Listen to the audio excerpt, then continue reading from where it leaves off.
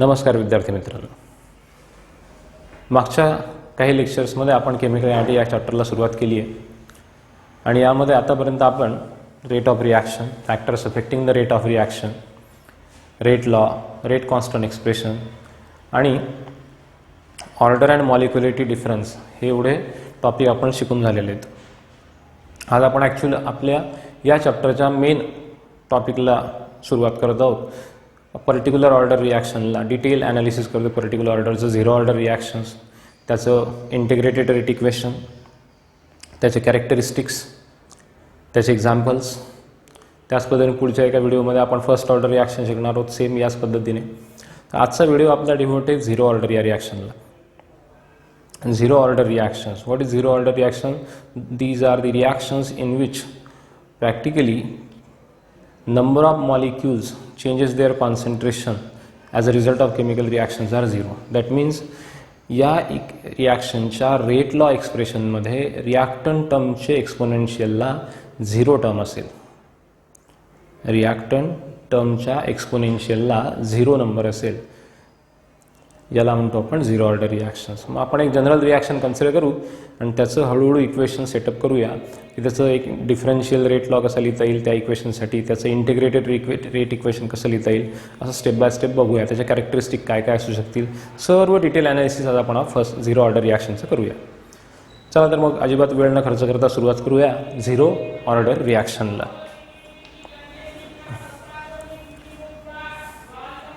Zero order reaction.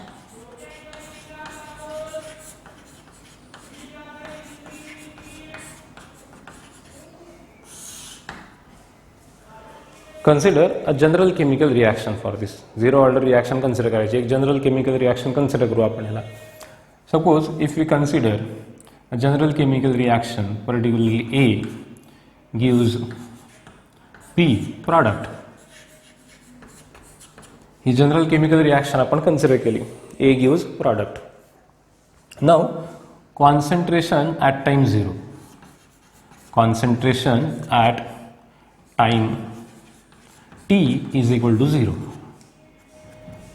Zero या टाईमला ए या मॉलिक्युलचं, रिॲक्टंट मॉलिक्युलचं कॉन्सन्ट्रेशन किती असेल हे कन्सिडर करतोय आपण.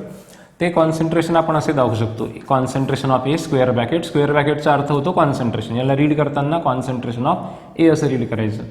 याला आपण सफिक्स देऊया subscript zero. Subscript zero indicate concentration of A at time T is equal to zero.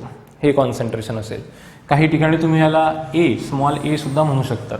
A is a initial concentration. आता एक पर्टिक्युलर टी टाईम झाल्यानंतर यातलं काही कॉन्सन्ट्रेशन प्रॉडक्टमध्ये कन्वर्ट होणार आहे. एका पर्टिक्युलर टाईम इव्हेंटनंतर यातलं काही कॉन्सन्ट्रेशन प्रॉडक्टमध्ये कन्वर्ट होणार आहे. किती कन्वर्ट होणार आहे?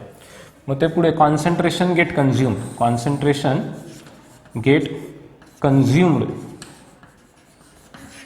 In time T.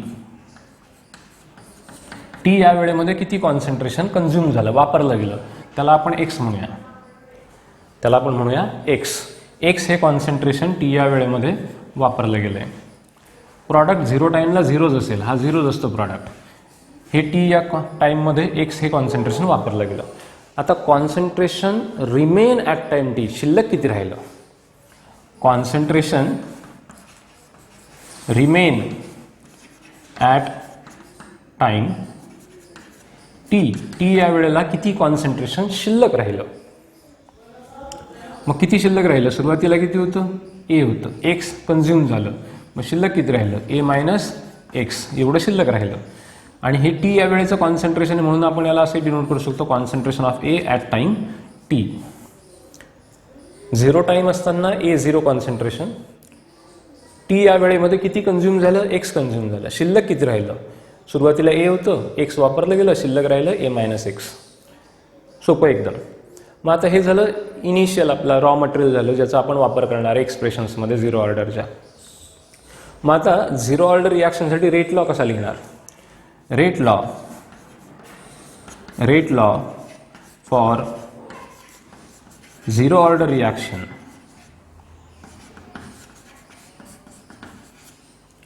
Rate law for zero order reaction can be written as can be written as, कसा लिहिणार झिरो ऑर्डरसाठी हा रेट लॉ? मग rate R directly proportional to concentration of reactant. इथं ए हा रिॲक्टंट आहे, बट ऑर्डर काय असते?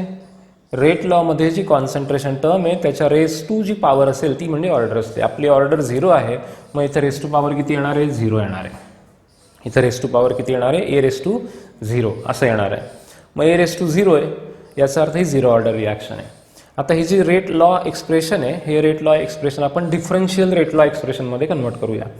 What is R? R is a rate आणि विथ रिस्पेक्ट टू आपण रिॲक्टंट घेतोय. मग rate with respect to reactant हा नेहमी मायनस असतो, मग इथं आपण मायनस घेऊया. चेंज इन कॉन्सन्ट्रेशन, कोणाचं concentration? With respect to reactant घ्यायचे, म्हणून change in concentration of A D A with respect to time d t. हा आरची एक्सप्रेशन आपण लिहिलं with respect to reactant, negative sign आहे कारण रिॲक्टंट कमी होत असतात, डिक्रीज होतात. D A by D T is equal किंवा directly proportional to concentration of A raise to zero. Concentration of A raise to zero. But again हे expression पुन्हा एकदा व्यवस्थित लिहून घ्या.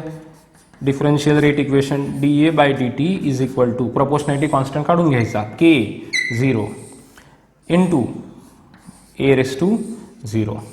आता what is k zero? K zero is a rate constant for zero order reaction. K zero is rate constant for zero order reaction. हे जे expression आहे हे एक्सप्रेशन आपण वेगळ्या पद्धतीने लिहू शकतो. हे एक्सप्रेशन अजून आपण वेगळ्या पद्धतीने कसं लिहिणार? हे एक्सप्रेशन असं लिहिता येईल D A by D T is equal to K zero.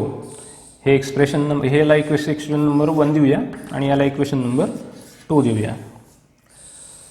मग बघा हा जो रेट आहे रिॲक्शनचा रेट, हा रिॲक्शनचा रेट कॉन्स्टंट आहे. Where K zero is equal to rate constant for zero order. K zero is a rate constant for zero order. मग याचा अर्थ ए रेस टू झिरो इथं इक्वेशन नंबर 1 मध्ये anything raise to zero is always equal to 1 and that 1 into constant is always equal to constant and therefore rate is only dependent on rate constant. That means it independence on which factor? Initial concentration factor. त्या A चं concentration किती आहे याच्यावरती rate अजिबात depend करत नाही मित्रांनो. What is the concentration of A याच्यावर रेट अजिबात डिपेंड करणार नाही. ए किती बदलला तरी रेट बदलणार नाही, रेट कॉन्स्टंटच राहणार आहे, अजिबात चेंज होणार नाही. याच्या कॅरेक्टरिस्टिकमध्ये आपण हे बघूया सर्व पॉईंट्स. आता आपण या झिरो ऑर्डर रिॲक्शनचा हा रेट लॉ लिहिला, याचं कन्वर्जन डिफरन्शियल रेट लॉमध्ये केलं. आता या डिफरन्शियल रेट लॉचं कन्वर्जन आपण इंटिग्रेटेड रेट इक्वेशनमध्ये करणार आहे. आता इथं लाईक टर्म एका बाजूला शिफ्ट करून घ्या मित्रांनो. लाईक ज्या टर्म आहे सिमिलर टर्म त्या एका बाजूला शिफ्ट करायचे आपल्याला. मग त्या शिफ्ट करू. ही equation 2 can be written as. Equation 2 पुन्हा एकदा लिहून घेऊया त्याला व्यवस्थित. D A is equal to minus k zero into d t. Equation number 3. हे इक्वेशन नंबर 3 आता याला आपण लिहायचा प्रयत्न करतोय. Now this is differential rate equation. This differential rate equation must be solve by using integration. आता इंटिग्रेशनने solve करण्याच्या 2 methods आहेत. By using limit and without limits. आपण इथं लिमिट्स अप्लाय करून इंटिग्रेशन सॉल्व करणार आहे. मग ऑन इंटिग्रेटिंग याला इंटिग्रेट करायचं आहे. इंटिग्रेटिंग मग इंटिग्रेटिंग काय येणार आहे? Integration of D A is equal to minus sign outside the integration. K0 is a constant which is also kept outside integration. Integration of dt. Now put the limits. dt time हा एक variable आहे आणि concentration of ए हा another variable आहे. जेव्हा time t हा 0 होता तेव्हा कॉन्सन्ट्रेशन ऑफ ए हे A0 होतं. जेव्हा टाइम t हा t होता तेव्हा कॉन्सन्ट्रेशन ऑफ ए हे AT असं होतं. AT इथं AT आहे कॉन्सन्ट्रेशन AT. 0 टाइमला A0, t टाइमला AT. What is integration of dx? Integration of dx is x. Therefore integration of dA is A. याचे इंटिग्रेशन येणार आहे A. And lower limit A0 and upper limit AT. Upper limit and lower limit लावायचं आहे. Is equal to minus K0 as it is. आणि d टीचं integration t येणार आहे. D टीचं integration t, lower limit 0, upper limit t. Now substituting the upper and lower limits. Upper limit lower limit substitute करायचं. एची value आधी A t, upper limit put करायची A t, concentration of A at time t, minus lower limit करायचं एची value A zero is equal to minus k zero, टीची upper value put करायची आहे T, lower value put करायची 0. आता equation पुन्हा व्यवस्थित लिहायचं आहे. A t concentration of A at time t is equal to concentration of A at time t is equal to, हा मायनस साईन इकडे येताना काय होईल, प्लस होऊन जाईल, minus k zero, t minus zero is t, here t मल्टिप्लायला plus concentration of A at 0 time. हे एक एक्सप्रेशन तुम्हाला मिळालं. हे एक एक्सप्रेशन मिळालं. Equation number suppose here it is 4. हे एक एक्सप्रेशन आहे. Equation number 4. हे जे एक्सप्रेशन आहे, हे एक्सप्रेशन आपण अजून वेगळ्या पद्धतीने लिहू शकतो. हे जे वरचं एक्सप्रेशन आहे, याच वरच्या एक्सप्रेशनला आपण असे लिहू शकतो. बघा, हा के टी मी इकडे घेतला आणि हा ए टी इकडे घेतला आहे. के टी इकडच्या बाजूला घेतो, ए टी हा राईट हँड साईडला शिफ्ट करतो आहे. मला मिळणार आहे A zero minus A T, A zero minus A T is equal to K zero T. हे एक्सप्रेशन मिळतं आहे. And therefore K zero is equal to, हा टी डिवाइडला आणणार आहे, concentration A zero minus concentration A T upon T. हे expression number 5, जे zero ऑर्डरचं इंटिग्रेटेड रेट इक्वेशन आहे.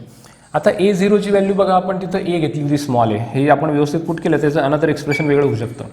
एची व्हॅल्यू, ए झिरोची value small A minus A टीची value A minus X upon T which is equal to x upon T, which is equal to x upon t. Equation number 6. Now equation 5 and 6. Equation 5 and 6 are the integrated rate equations for zero order reaction. हे integrated rate equations आहेत zero order रिॲक्शनचे. दोन equation दोन पद्धतीने लिहिता येतील तुम्हाला. K0 is equal to A0, K0 for rate constants for zero order reaction, concentration at 0 time minus concentration at t time divided by t time generally in second. K0 is equal to A minus x which upon t is equal to x upon t. हे expression, दोघं expression zero ऑर्डरसाठी वापरू शकतो आपण.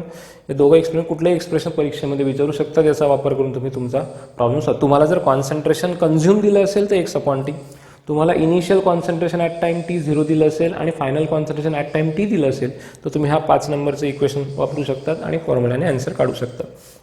आता हे झालं integrated rate equation for zero order reaction. आता याचे कॅरेक्टरिस्टिक बघूया, काय काय कॅरेक्टरिस्टिक्स आहेत या इक्वेशनचे, झिरो ऑर्डरचे characteristics.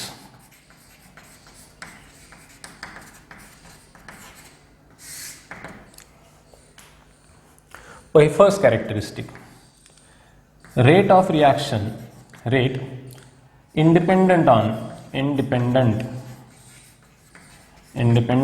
to the concentration of reactant.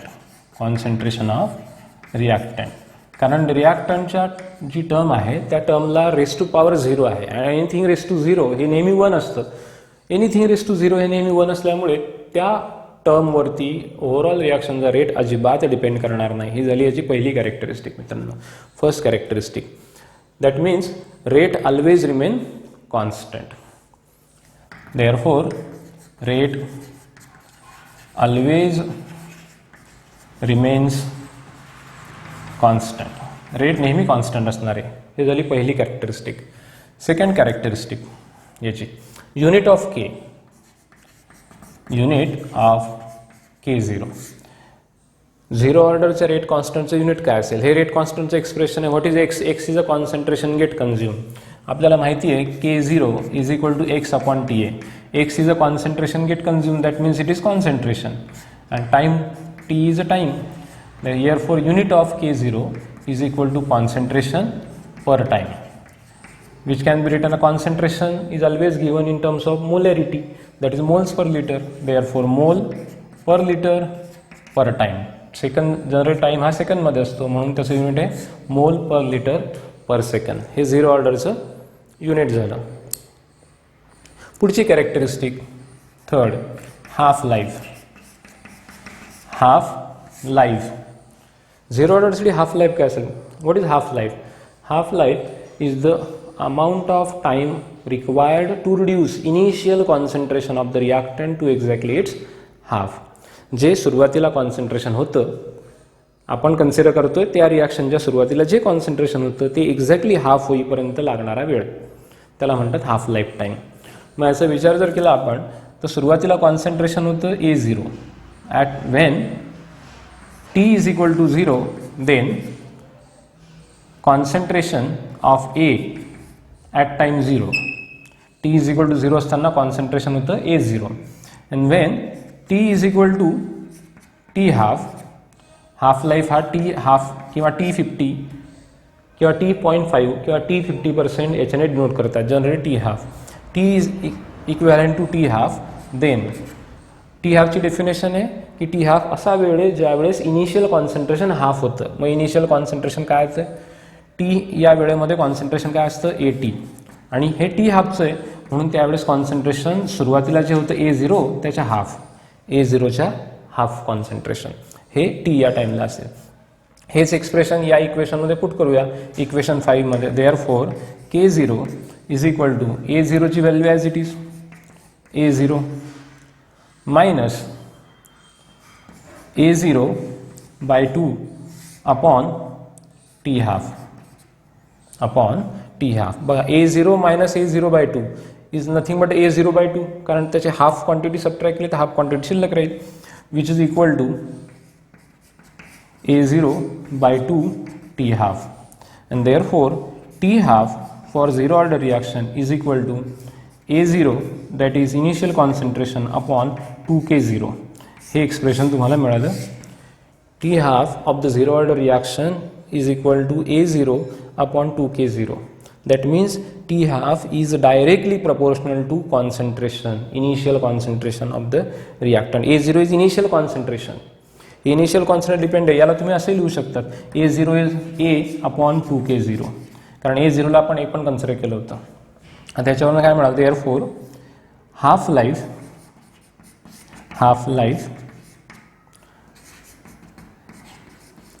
directly proportional to initial concentration of reactant. Reactantच्या initial concentrationला directly proportional. That means you can write T half directly proportional to A0. But this condition is only for 0 order reaction. He condition फक्त आणि फक्त 0 order reaction साठी आहे.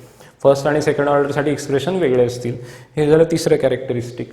Fourth characteristic या रिॲक्शनचं. Fourth characteristic फुल life और complete life. फुल life और complete life. आता फुल life काय असेल? फुल लाईफ ती असेल जेव्हा AT हे कॉन्सन्ट्रेशन ॲट टाईम T शिल्लक राहिलेलं कॉन्सन्ट्रेशन हे 0 होणार आहे. फुल life when AT concentration at time T हे 0 होऊन जाईल. शिल्लक राहिलेलं कॉन्सन्ट्रेशन 0 आहे याचा अर्थ 100% जे रिॲक्टंटचं कॉन्सन्ट्रेशन आहे ते प्रॉडक्टमध्ये कन्व्हर्जन झालं आहे. जर 100% रिॲक्टंट प्रॉडक्टमध्ये कन्व्हर्ट झाले याचा अर्थ रिॲक्शन संपलेली आहे, कंप्लीट झालेली आहे. मग हेच इक्वेशन आपण या ATची व्हॅल्यू 0 इथं जर पुट केली तर T कंप्लीट और T 100%. मग आपण काढूया T 100%. T 100% कसा काढणार? T 100%ची व्हॅल्यू हे फॉर्म्युला आपल्याकडे. हा K0 मी इकडे येतो आणि A0ची व्हॅल्यू ॲज इट इज ठेवतो A0 मायनस ATची व्हॅल्यू. इथं AT हा फॉर्म्युला होता आणि इकडे व्हॅल्यू होती K0. आपण व्हॅल्यू पुट करूया A0 as it is minus 0 upon K0 which is equal to A0 upon K0. मग T 100%चं एक्सप्रेशन काय मिळालं आपल्याला? Concentration of A at time 0 divided by rate constant of 0 order reaction. हे full लाईफचं unit आहे. म्हणजे 0 order reaction या complete होण्यासाठी 100% कंप्लीट होण्यासाठी एवढा वेळ लागणार आहे. आणि T 100% is also directly proportional to initial concentration. Initial concentration जसं वाढत जाईल तसं T 100% आणि टी हाफ दोघंही वाढत जातील. इनिशियल कॉन्सन्ट्रेशन जसजसं कमी होत जाईल तसतसं या टी हाफचं आणि T50चं जी व्हॅल्यू आहे ती सुद्धा कमी कमी होत जाईल. ही झाली फोर्थ कॅरेक्टरिस्टिक. फिफ्थ कॅरेक्टरिस्टिक याची ग्राफिकल रिप्रेझेंटेशन. ग्राफिकल रिप्रेझेंटेशन या झिरो ऑर्डर रिॲक्शनला वेगळ्या पद्धतीने आपण ग्राफने डिनोट करू शकतो. बघा इक्वेशन नंबर 2 जे दिसतं आपल्याला, इक्वेशन नंबर 2 तिथं या इक्वेशन नंबर 2 मध्ये हा रेट आहे with respect to reactant which is equal to K0 which constant and it is independent to initial concentration. मग याचा जर आपण ग्राफ कॅल्क्युलेट केला तर ग्राफ याचा असा दाखवता येईल आपल्याला. या एक्स ॲक्सिसवरती मी रेट म्हणतोय, रेट, आणि इथं कॉन्सन्ट्रेशन ऑफ ए कॉन्सन्ट्रेशन घेतोय with respect to time T. एचं कॉन्सन्ट्रेशन कितीही बदललं तरी रेट मात्र बदलणार नाही. याचा अर्थ रेटचा जो ग्राफ असेल हा लिनियर असेल and parallel to x axis A कॉन्सन्ट्रेशनला असेल. ए या कॉन्सन्ट्रेशनच्या लाईनला एक्स ॲक्सिसला हा पॅरलल असेल. हा एक ग्राफ आहे, फर्स्ट ग्राफ. दुसरा ग्राफ तुम्ही जर विचार केला इक्वेशन नंबर 4चा, the equation number 4 resembles to equation of straight line. Equation of straight लाईनला रिसेंबल्स करतं. हे जे इक्वेशन नंबर 4 आहे हा टी एक व्हेरिएबल आहे आणि टी हा अनदर व्हेरिएबल आहे. This generally resembles to equation of straight line y is equal to mx plus C. y is equal to mx plus C. आपल्याला माहिती आहे या इक्वेशनमध्ये y आणि x हे दोघं व्हेरिएबल्स आहेत. m हा स्लोप आहे जो की निगेटिव्ह आहे या केसमध्ये आणि c हा इंटरसेप्ट असतो y ॲक्सिसवरचा. मग या इक्वेशन 4ला जर कन्सिडर करून तुम्ही ग्राफ काढला, जर याचा आपण एक्स ॲक्सिसला घेऊया, टी हा टाईम एक्स ॲक्सिसला घेतला आहे, वाय ॲक्सिसला इथं टी कॉन्सन्ट्रेशन ऑफ टी. आता वाय ॲक्सिसला घेतलं आहे, दोन व्हेरिएबल झालेत. आता जो स्लोप आहे तो निगेटिव्ह आहे. हा स्लोप आहे, हा स्लोप निगेटिव्ह येणार आहे, हा स्लोप निगेटिव्ह आहे. Slope which is equal to काय, स्लोप मायनस K0 आणि इंटरसेप्ट वाय ॲक्सिसवरचा, हा वाय ॲक्सिसवरचा इंटरसेप्ट आहे ज्याची व्हॅल्यू आहे concentration of A at time 0. हा एक ग्राफ आहे. अजून तुम्ही हाफ लाईफचा एक ग्राफ कॅल्क्युलेट करू शकतात की जर टी हाफचं एक्सप्रेशन आहे, ह्या एक्सप्रेशनमध्ये हा एक्सप्रेशन तुम्ही व्हेरिएबल चेक केला त्या एक्सप्रेशनमध्ये टी हाफ बदललं, A0 कॉन्सन्ट्रेशन बदललं तर टी हाफ चेंज होतं आहे.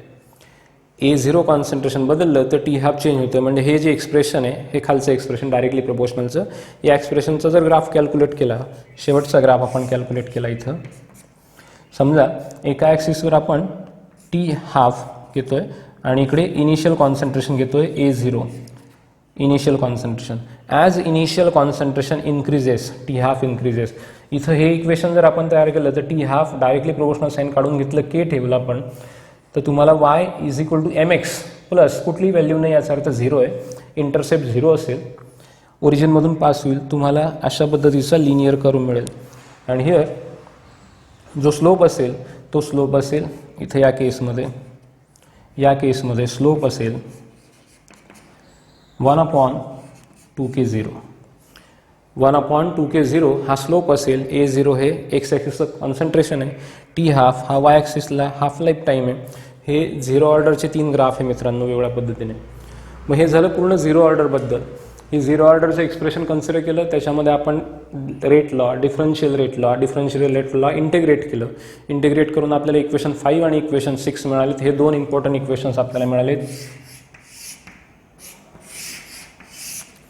या इक्वेशनच्या नंतर आपण 0 ऑर्डरच्या कॅरेक्टरिस्टिक बघितल्या. First, rate is independent to initial concentration of the reactant.